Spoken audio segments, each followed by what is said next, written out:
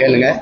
அவர்களுடைய மனுக்கள் பற்றி நாம் தமிழ் எந்த அளவுக்கு வந்து மத்திய அரசுக்கிட்டையும் தமிழக அரசுக்கு வலியுறுத்தும்? இல்லை இதை வந்து இப்போ இந்த இதில் வழக்கு வந்து சட்ட போராட்டத்தை எங்கள் ஐயா தொடர்ச்சியாக செய்து வராங்க. அரசியல் போராட்டத்தை கொஞ்சம் அமைதியாக இருக்கணும், கொஞ்சம் அமைதியாக இருக்கணும், கொஞ்சம் அமைதியாக இருக்கணும். இல்லை இஸ்லாமிய சொந்தங்களின் விடுதலையை வலியுறுத்தி அதுக்கான சட்ட போராட்டத்தை வந்து தொடர்ச்சியாக எங்கள் ஐயா, உங்களுக்கு தெரியும், மூத்த வழக்கறிஞர் ஐயா பாப்பா மோகன் முன்னெடுக்கிறாங்க. அரசியல் போராட்டத்தை தொடர்ந்து நாங்கள் செஞ்சுட்டு வரோம். அதில் என்னென்னா, இதில் இப்போ இருக்கிற கொடுமை என்னென்னா, இன்றைய மாண்புமிக்க முதல்வர் ஐயா ஸ்டாலின் அவர்கள் இந்த அப்பாவி இஸ்லாமிய சிறைக்கதியில் விடுதலை செய்வதற்காகவாவது எனக்கு வாக்கு தாங்கன்னு தான் கேட்டு பெற்றாங்க. கடைசியாக அதில் ஆளுநர் ஒப்புதல் அளிக்கலைங்கிறது சொல்கிறாங்க. ஆனால் இதில் என்ன பிரச்சனைன்னு நீங்கள் ஆழ்ந்து பார்த்தீங்கன்னா, எங்களுக்கு உடல் நலிவுற்றுச்சு, நோய்வாய்ப்பட்டுட்டோம், முன் விடுதலை தாங்கன்னு சொல்லி உச்சநீதிமன்றத்துக்கு போகும்போது அந்த நீதிமன்றம் முன் விடுதலை கொடுக்குது. ஏன்னா நம்ம அரசு பதில் மணி தாக்கல் பண்ணுது. அவங்க எந்த மனநிலையில் உள்ளே போனாங்களோ அதே மனநிலையில் இன்னும் இருக்கிறாங்க. வெளியில் வந்து அங்கே இருக்கிற இந்து மத தலைவர்கள் உயிருக்கு ஆபத்துன்னு பதில் மணி தாக்கல் பண்ணிட்டு உங்களுக்கு சிக்கல் புரியுதா? இது ஏற்கனவே விடுதலை ஆகி 2 வருஷம் வெளியில் இருந்தவங்களை மறுபடி உள்ள கொண்டே அடைச்சிருச்சு. அதுதான் இப்போ இருக்கிற சிக்கல். அதில் உச்சநீதிமன்றம் வந்து மாநில அரசே அவங்க விடுதலையை முடிவு செய்யலாம்ங்கிற போது அப்போ உச்ச நீதிமன்றமும் சொல்லுது, உயர் நீதிமன்றமும் சொல்லிடுச்சு. அப்படிங்கும்போது இந்த வெளியில் 2 ஆண்டு இருந்தவங்களை திருப்பி கொண்டு போய் சிறையில் அடைக்க வேண்டிய தேவை ஏன் வருது? இப்போ அதுதான் இப்போ அந்த சட்ட போராட்டம் தான் ஐயா செய்கிறாங்க. நான் வந்து மிகப்பெரிய ஒரு வலியுறுத்தி ஒரு பெரிய போராட்டம் செய்ய இருக்கேன் சென்னையில். அது இப்போ டிசம்பர் இறுதி அல்லது ஜனவரி முதல் வாரத்தில் செய்வேன். நம்ம ஏற்கனவே செஞ்சுக்கிட்டே போனேன்.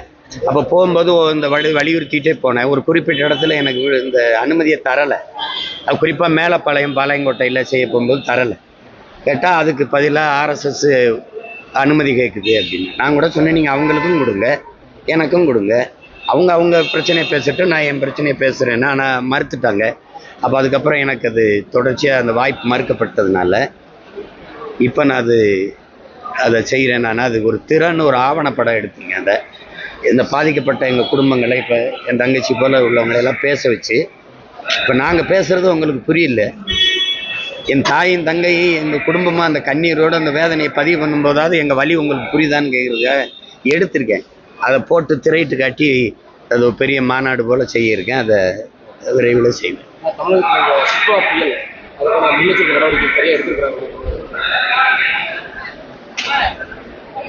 இல்லை, அது எடுத்திருக்கிறதா சொல்கிறாங்க. நமக்கு இன்னும் அது இது இல்லைல்ல. இப்போ இலங்கையில் நம்ம மக்கள் வாழ்கிற பகுதியெல்லாம் பெரிய பாதிப்பை நம்ம பார்க்குறோம். அதனால் கவனமாக தான் இருக்கணும். மக்கள் நம்மளும் கவனமாக இருக்கணும். அரசும் அதை எடுத்திருக்கிறதா சொல்லுது, நம்ம நம்புவோம்.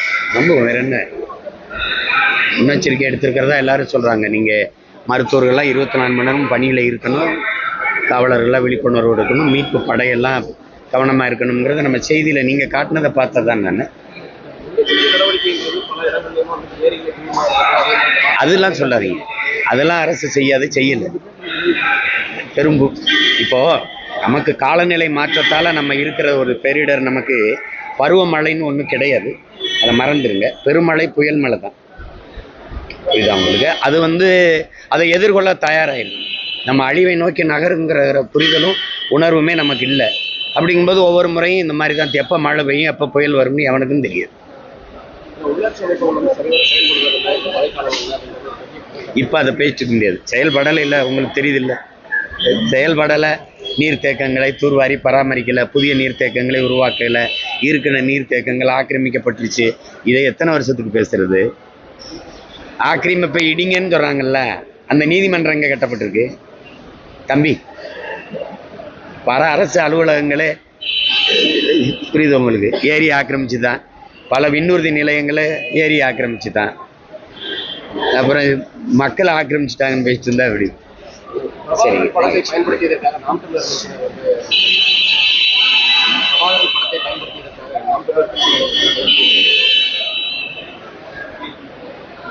கைது செஞ்சவங்க ஒரு நாள் அந்த எங்கள் தலைவனின் படத்துக்கு வணக்கம் செலுத்துகிற காலம் வரும் விரைவில். இப்போ பரவாயில்ல, ஒருத்தர் தானே கைது செஞ்சுருக்காங்க, பலாயிரக்கணக்கில் கைது செஞ்சாங்க. இப்போ கொஞ்சம் கொஞ்சமாக அது மாறி வருது இல்லை, வரும்.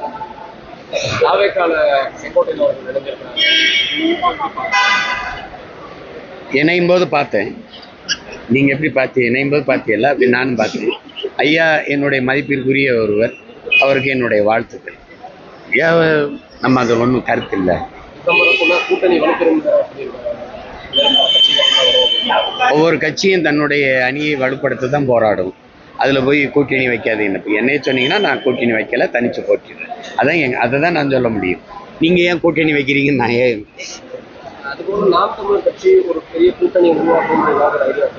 நான் கூட்டணி வச்சிருக்கிறேன்ல 8 கோடி மக்களோடு, மக்களை நம்பி. முதல்ல ஒரு தலைவன் என்பவன் தன் மண்ணையும் மக்களையும் முழுமையாக நேசிக்கணும், நம்பணும். நான் முழுமையாக நேசிக்கிறேன், நம்புறேன். என்னுடைய வெற்றிங்கிறது எனக்கானதில்லை, என்னுடைய தோல்விங்கிறது என்னுடையதில்லை. அதனால் அதை போய் பேச்சுக்காது. நான் என் கால்களை நம்பி தான் என் பயணம், புரியுதா? அதனால் அதை போய் பேசிக்க வேண்டியது தேவையில்லை. மற்றவர்கள் முடிவுக்கு நான் கருத்து சொல்ல முடியாது. என் முடிவு கூட்டணி வைக்கல. தமிழக நலன்ல தமிழக முதலமைச்சர் அக்கறை செலுத்தல, ஆளுங்கட்சி அக்கறை செலுத்தலன்னு எடப்பாடி பழனிசாமி அதே மாதிரி கடந்த ஆட்சிக்காலம் சரியா செய்யலன்றது முதலமைச்சர் சொல்றாரு. 2 பேரும் நேருக்கு மாறி மாறி. நீங்கள் பட்டிமன்றம் பார்த்துருக்கீங்கல்ல, அதுதான் இப்போ நடக்கும். இவங்க ஆட்சியில் இருக்கும்போது இவங்க செய்யலைம்பாங்க, இவங்க ஆட்சியில் இருக்கும்போது இவங்க செய்யலைம்பாங்க. அது எப்படி சொல்கிறான்னா, நான் ஆட்சியில் இருக்கும்போது நீ என்னை குறை சொல்லி புனிதப்படுத்திக் கொள்வதும், நீ ஆட்சியில் இருக்கும்போது உன்னை குறை சொல்லி நான் புனிதப்படுத்திக் கொள்வதும் இன்று நேற்றல்ல, அரை நூற்றாண்டுகளாக நடக்குது. இதில் ஏமாளிகள் யாரு? நாங்கள் தான். அதனால அதை பேசிட்டு இருக்கக்கூடாது. திமுகவை பற்றி அதிமுக சொல்கிறது அத்தனையும் உண்மை, அதிமுக பற்றி திமுக சொல்கிறது அத்தனையும் உண்மை. அப்போ மாறி மாறி இவன் சரியில்லைன்னு இவங்க சொல்கிறாங்க, அவர் சரியில்லை இவங்க சொல்கிறாங்க. நாங்கள் 2 பேரும் சரியில்லை, ஒழிப்போம்டாங்கிறோம். எப்போ சரியா? வேற ஏதாவது கேள்வி? கொள்ளை சம்பவத்தில் ஈடுபட்டவங்களே துப்பாக்கியால் சுட்டு பிடிக்கிற கொள்ளை சம்பவம் கவுண்டம்பாளையத்தில் கொள்ளை சம்பவத்தில் ஈடுபட்டவங்க காவல்துறையை சுட்டுதான் பிடிச்சிருக்காங்க. கொள்ளை சம்பவத்தில் ஈடுபட்டவங்களே சுட்டு பிடிக்கிறது ஓகே. இதே கடந்த சில நாட்களுக்கு முன்பாக பாலியல் துப்பாக்கி சுட்டு தான் பிடிச்சாங்க. இல்லை, எங்களோடது எந்த ஒரு குற்றத்துக்கும் மரணம் தண்டனையாக இருக்கக்கூடாதுங்கிறது எங்கள் நிலைப்பாடு. ஆனால் பாலியல் வன்புணர்வு, படுகொலை இதுக்கெல்லாம் மரணத்தை தவிர வேறு எதுவும் தண்டனையாக இருக்கக்கூடாதுங்கிறது எங்கள் கொள்கை முடிவு. அதில் என்ன குறையாது. இந்த நாட்டில் குற்றங்கள் குற்றவாளிகள் பாதுகாக்கப்படுவதும் குற்றங்கள் போற்றப்படுவதும் உருவாயிடுச்சு. உங்களுக்கு புரியுதுன்னு நினைக்கிறேன். எத்தனை கொலை பண்ணாலும் 90 நாளில் வெளியில் வந்துடலாங்கிற நிலைமை இருக்கிறதுனால இந்த மாதிரி இந்த திருட்டு, இந்த கொலை எல்லாம் நிறைந்த போதையில் தான் இந்த எல்லா குற்றச்சம்பவங்களும் நிகழுது. இந்த குற்றத்தையெல்லாம் பிரசவிக்கிற தாயாக மது. அதை தெருவுக்கு தெரு திறந்து விட்டுட்டு கஞ்சா, அபின்னு, கொக்கைன்னு, மெத்தப்பட்ட மீன், இப்படி ஏகப்பட்ட வாய்க்குள் நுழையாத போதைப் பொருள்லாம் விற்கிற அனுமதிச்சுட்டு இந்த குற்றங்களை சுட்டு பிடிக்கிறேன், கட்டுப்பிடிக்கிறேன்லாம் அது கட்டுப்படுத்தாது. நீங்கள் அந்த தங்கையை வன்புணர்வு செய்த 3 பேரும் போதையில் இருந்தானா இல்லையா? இப்போ இந்த திருநவன் என்ன மனநிலை இல்லை? நீங்கள் வெக்கப்படுங்க. சமூகம் திருட்டு சமூகமாக குற்றச்சமூகமாக ஆயிடுச்சு. இப்போ வெளியில் தெரியுது, அமைச்சரவையெல்லாம் அதில் இருக்கிறவன் அதிகாரத்தோடு திருடுறான், இவன் அதிகாரம் இல்லாமல் திருடுறான். அவ்வளோதான். அண்மை காலமாக செய்தியாளர் சந்திக்கும் போது கேள்வி கேட்கும் செய்தியாளர்கள் கடுமையாக நடந்துக்கிறார், கடுமையான வார்த்தைகளை பயன்படுத்துறாருன்றது ஒரு தொடர்கதையாகவே இருந்துட்டு. தொடர்களை எத்தனை இடத்துல நடக்குது? உங்ககிட்ட இது கடுமையாக நடந்துக்கிறாரா? கேள்வியாக வச்சா பரவாயில்ல. நீங்கள் கேள்வியை கேட்க தெரியாமல் ஒரு கேள்வியை கேட்குறது, அதுக்கு நாங்கள் விளக்கம் சொன்னால் மரியாதையாக பேசுங்கிறது. அப்போ கோவரமாக வராதா? எனக்கு மரியாதை கற்பிச்சுக்குது, எனக்கு கோவரமாக வராதா? நீங்கள் ஒரு அரசியலை சார்ந்து, ஒரு கட்சியை சார்ந்து ஒரு ஊடகத்தில் போய் இருந்துக்கிறீங்க. அவர் உங்களுக்கு காசு கொடுக்குறாரு, சம்பளத்தை வாங்குறதுக்கு முதலாளிக்கு விசுவாசமாக இருக்கிறீங்க. நான் அப்படி இருக்கணும்னு அவசியம் என்ன இருக்குது? கேள்வி கேட்கும்போது கண்ணியமாக பதில் சொல்வதும், மரியாதை கடைப்பிடிப்பதும், நாகரீகத்தை கடைப்பிடிப்பதும் இந்த இடத்துல இருக்கிறவனுக்கு மட்டும் இல்லை, அந்த இடத்துல நிற்கிறவங்களுக்கும் இருக்கணும். புரியுதா? அதை கவனமாச்சு. எத்தனை இடத்துல சகிப்புனா என்ன வேணாலும் பேசுவீல்ல? சகிப்புத்தன்மை இருந்தால் நான் ஏன் இந்த வேலையை செய்கிறேன்? நான் சினிமா எடுத்து பழச்சிட்டு இருந்திருக்கலாம்ல. சகிப்புத்தன்மை கூடாது தான். அநீதியை கண்டு சகித்து கொள்ளாதவன் எவனோ அவனே உண்மையான ஜிகாத்துங்கிறாங்க நபிகள் நாயகம். அநீதியை கண்டு நீ கோவப்படுவேனால் நீனும் என் தோழனேங்கிறான் சேகுவாரா. எங்கள் பாட்டை ரவுத்திரம் பழகுங்கிறான். நான் இப்போ எதை செய்யலாம்? இந்த போக்கு சரியானது. நீங்க ஒழுங்கா இருங்க, நான் ஒழுங்கா பதில் சொல்லுவேன். நீங்க நல்ல கேள்விகளை வைங்க, நான் அழகான பதில்களை சொல்லுவேன், தேவையான பதில்களை சொல்லுவேன். நீங்க அதை விட்டுட்டு என்னையே நீங்க எது பண்ணணும்னு வச்சுக்கிறீங்களேன். நான் பேச கத்துக்கிட்டது எப்படி மேடையில பேசுங்கிறதுலாம் ரொம்ப பின்னாடி. எப்படி சண்டை போடுறேன்னு தான் 5 வயசுல எனக்கு கற்றுக் கொடுக்க ஆரம்பிச்சான். புரியுதுன்னு நினைக்கிறேன். அதனால பேசுற சீமானதை நீங்க பார்த்துருக்கீங்க. அது நீங்க நீங்க எனக்கிட்ட வருத்தம் தெரிவிங்க, இனிமே அப்படி நடந்துக்கிற மாட்டோம். தமிழ்நாட்டில் மட்டும் போதைப் பொருள் இந்தியா மாநில அத்தனை மாநிலத்தில் போதைப் பொருள் இல்லையா?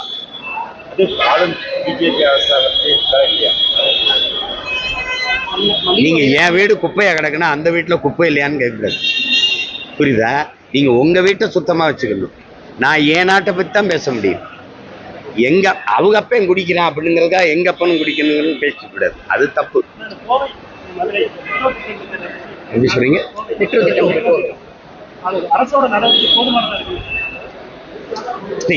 என்னோட தனிப்பட்ட எங்களுடையது, எனக்கு இந்த திட்டத்துல உடன்பாடு இல்லை.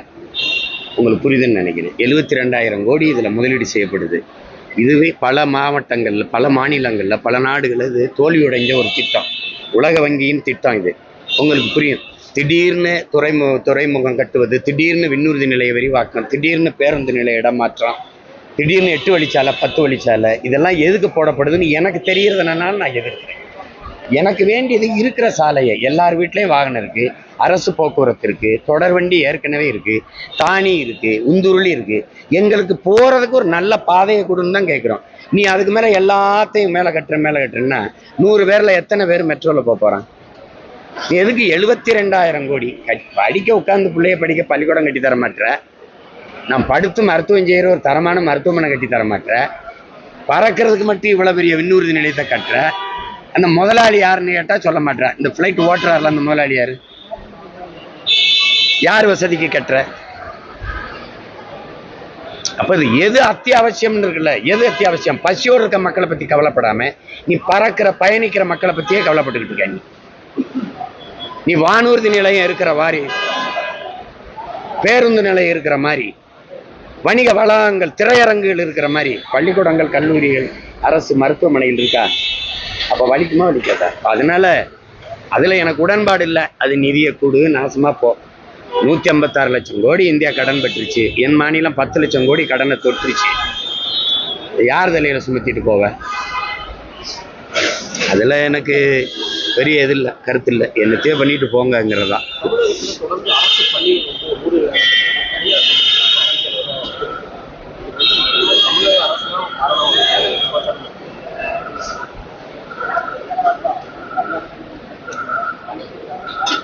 அதில் என்ன வருந்தத்தக்கதாக இருக்குன்னா, அன்னைக்கு பல்லாயிரக்கணக்கான பள்ளிக்கூடங்களை திறந்து நம்முடைய தாத்தா காமராஜர் படிக்க வச்சார். இப்போது பல்லாயிரக்கணக்கான மதுக்கடைகளை திறந்து நம்மளை குடிக்க வச்சு தனியார் முதலாளிகள் லாபமற்ற ஒரு தொழிலாக கல்வி மாறிட்டதுனால அரசு பள்ளி கல்லூரிகளின் தரம் உயர்ந்துச்சுன்னா தனியார் முதலாளிகளின் லாபம் குறைஞ்சிடும்.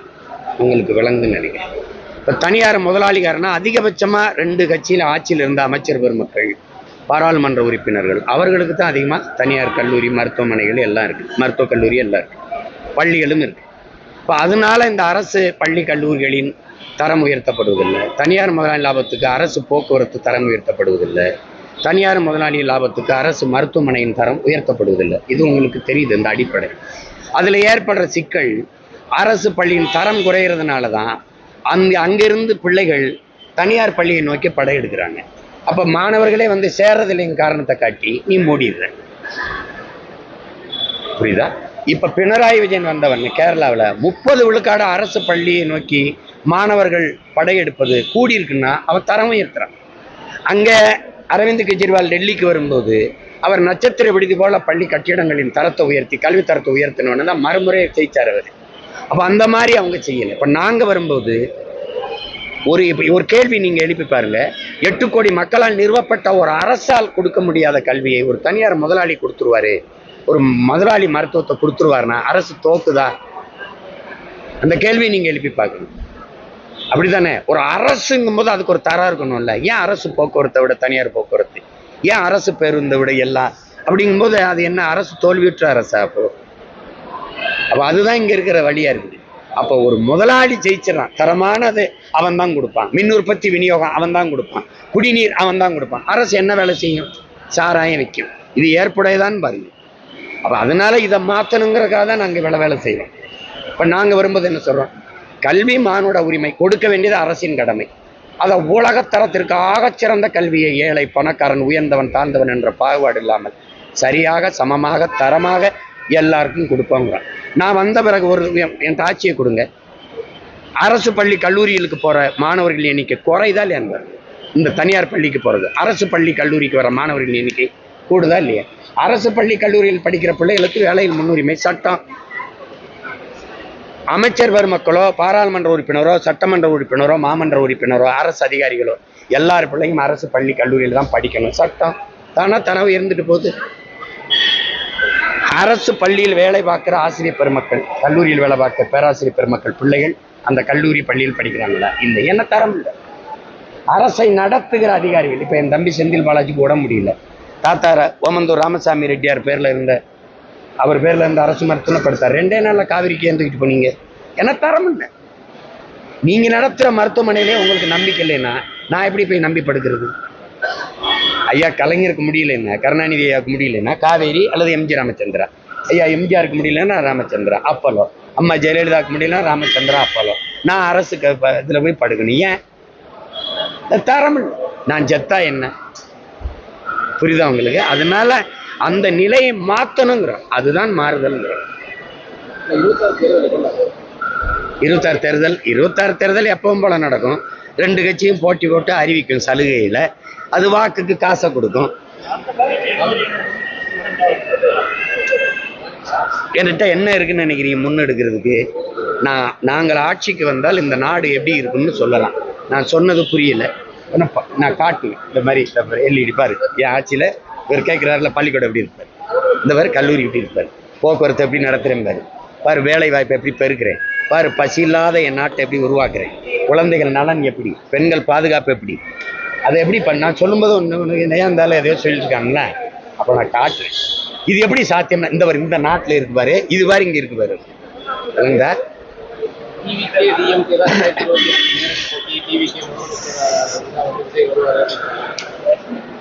இப்போ நான் என்ன சொல்லணும்னு நினைக்கிறீங்க?